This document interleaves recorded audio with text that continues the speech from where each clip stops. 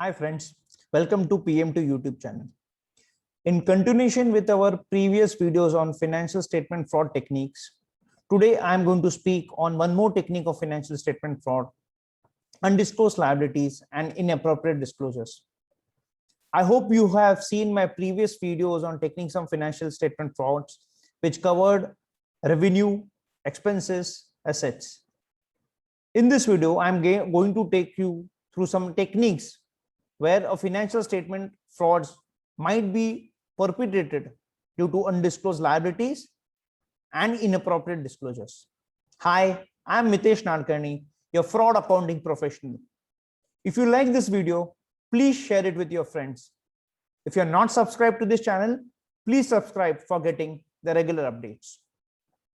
Before going on to the techniques of financial statement frauds with reference to the undisclosed liabilities, first let us understand what are undisclosed liabilities.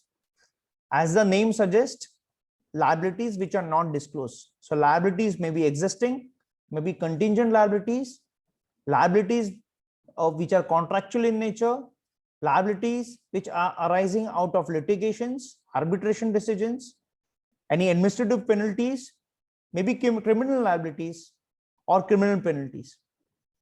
So why liabilities are important? If you see from a balance sheet perspective, people usually talk about assets, people usually talk about revenue, expenses. Liabilities also are the important perspective in terms of one has to look at if you have to identify a financial statement fraud.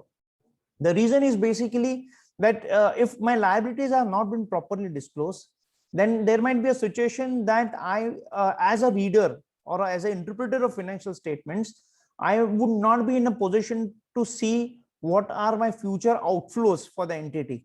So hence, liabilities are an important aspect in terms of a financial statements. So let us go through the factors which contribute to the non-disclosure of liabilities. First, non-identification of liabilities. So perpetrators of financial statement fraud might fail to identify a liability in totally. So if they don't identify a liability, the question of those being accounted in the books of accounts does not arise.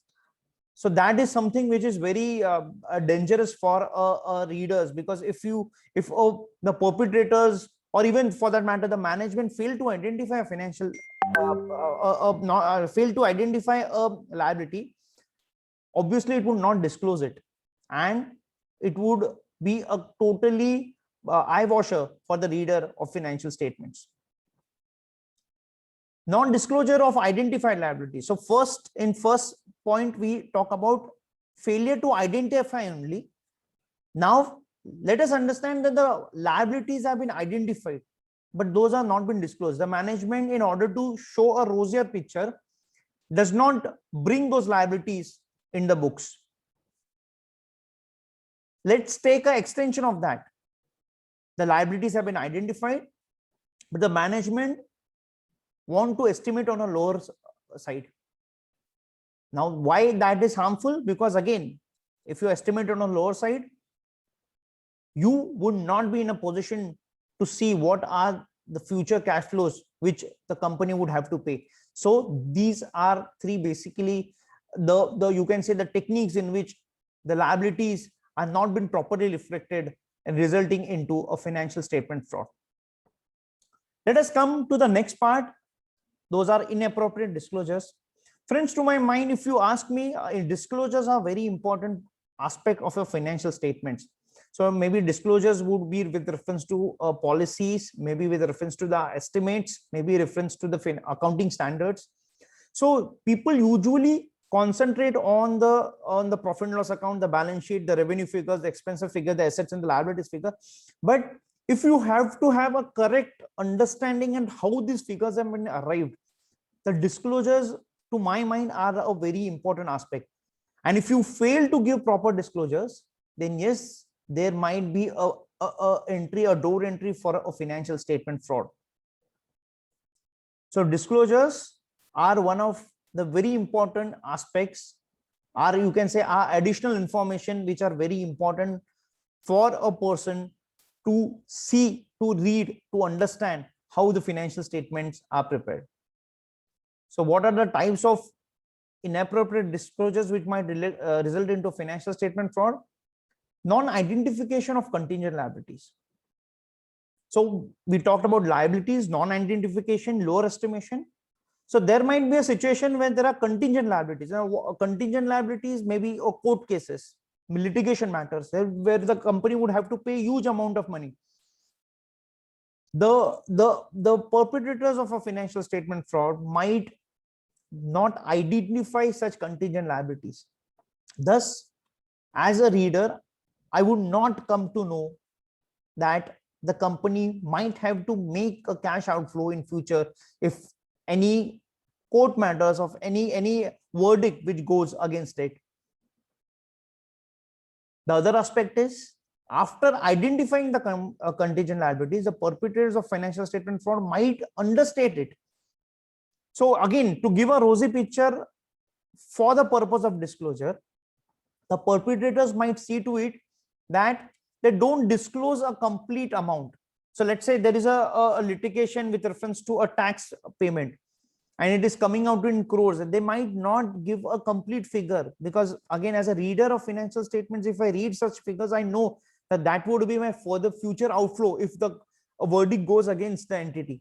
So the perpetrators might understate the contingent liabilities.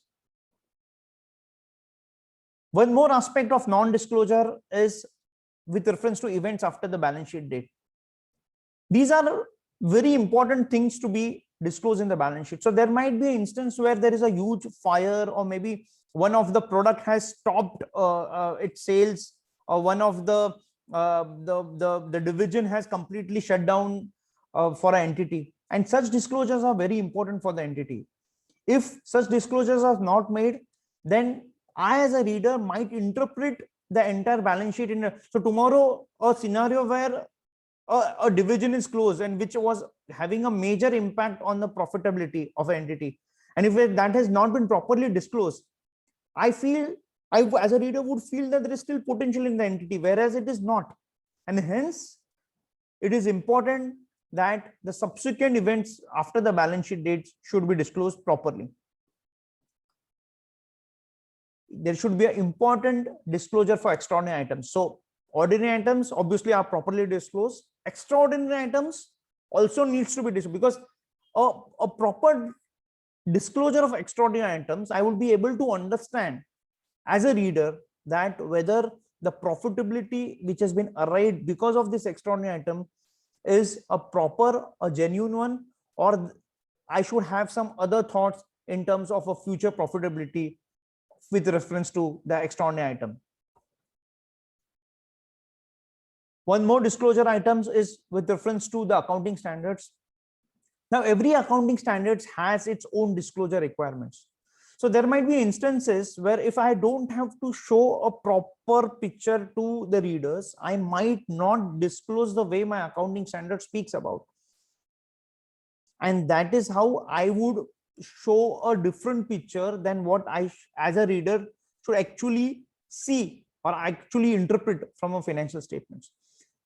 So as a perpetrator, I might do all these things, maybe the extraordinary items, the subsequent events, the non-disclosure as per the required accounting standards, for the purpose of perpetrating into a financial statement fraud. I hope you would have liked this video. Keep watching, and thank you.